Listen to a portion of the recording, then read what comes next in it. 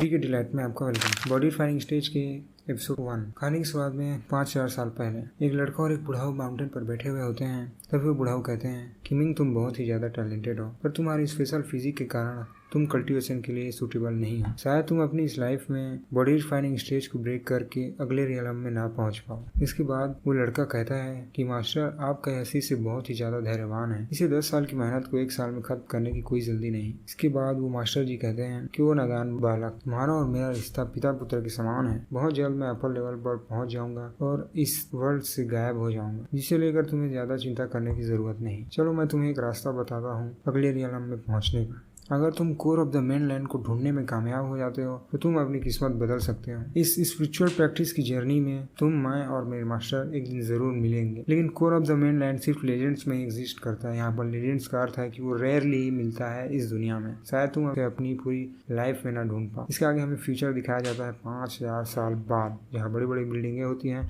और वहीं पर एक विला होता है जिस विला का नाम होता है इवान जिया विला। उस विला के अंदर एक दादाजी बेड पर लेटे हुए एक लड़की से बात कर रहे होते हैं। वो कहते हैं कि सीजू, आपका यह डिसाइपल यानी कि शिष्य अनुचित और असभ्य है। मेरी कल्टीवेशन तुच्छ और महत्वहीन है, जो मेरे पूर्वज यानी एंसेस्टर्स को अपमानित करती है। मैं अपनी अंतिम पूजा अपने मास्टर के सामने भविष्य में नहीं कर पाऊंगा। यह कहकर वो दादाजी खांसने लगते हैं। फिर उसके आगे वो लड़का कहता है कि आप अभी 110 साल के हो गए हो, निराश ना हो। मैं इसका दोष तुम पर नहीं ठहरा रहा। तुम शांति के साथ विदा ले सकते हो।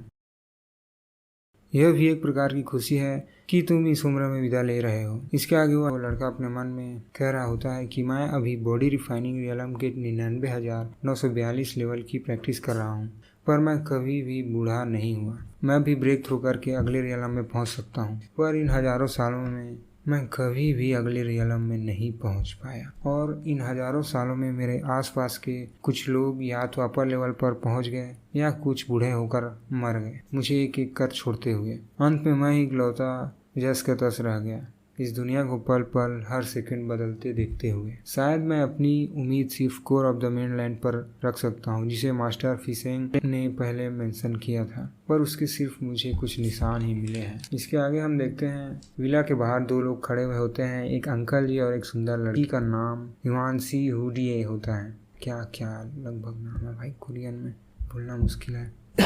वो लड़की कहती है, पिताजी, ग्रैंडपा अपनी मरने की हालत में इस लड़के को अकेले में क्यों देखना चाहते हैं? मेरे छानबीन के मुताबिक यह लड़का सिर्फ एक इनर टीचर है हमारी प्रोविंशियल यूनिवर्सिटी में। उसके बाद उसके डैड कहते हैं कि बेटी, तुम्हारे ग्रैंडपा ने अपनी पूरी जिंदगी बिजनेस ही किया और इस इवान फैमिली फाउंडेशन को क्रिएट किया। उनके पास इसे लेकर जरूर कोई कारण रहा होगा। हम तो बस यहाँ सिर्फ धैर्यपूर्वक इंतजार कर सकते हैं। फिर आगे वो लड़की कहती है कि अरे, वो लड़का बाहर आ रहा है। वो लड़की लड़के से पूछती है, मेरे ग्रैंडपा कैसे हैं? तो वो लड़का सीधे एक शब्द में कहता है, मर गए।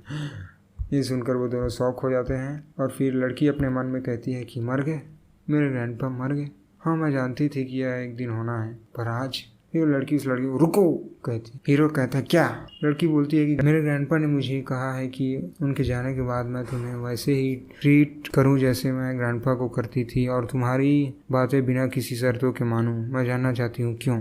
तो वो लड़का कहता है, अपनी ग्रैंडपा की बातों को सीरियसली ना लो।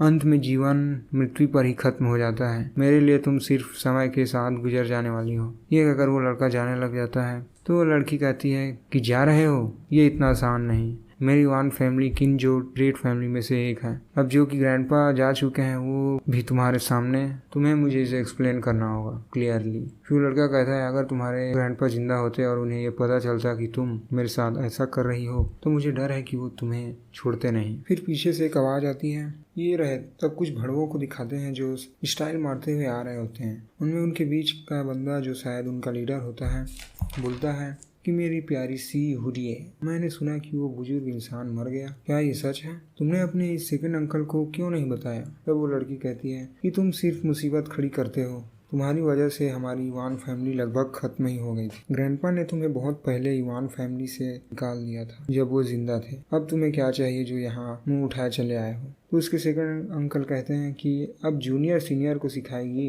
ये इवान फैमिली तो और दिलचस्प होती जा रही है। तो आज ये इवान बियाओ अपनी बात सामने रखता है जो कि वो बुढ़ा मर गया है, तो अब से मैं इवान फैमिली का इंचार्ज हूँ। फिर पीछे से आवाज आता है, इसके बारे में सोचना भी मत। तब वो अंकल उस लड़की के डैड होते हैं जो कहते हैं, इवान बियाओ मेरे ख्याल से तुम्हारा और मेरा रिश्ता खून का रिश्ता है, इसलिए जल्दी से यहाँ से चले जाओ बिना किसी गलती किए। तब वो सिगार वाला सेकंड अंकल कहता है कि वो अरे इवान जिंगटियान, क्या तुम सठिया गए हो कि अपने सेकंड लेवल मार्टियल आर्टिस्ट कल्टीवेशन पर इतना भरोसा कर रहे हो।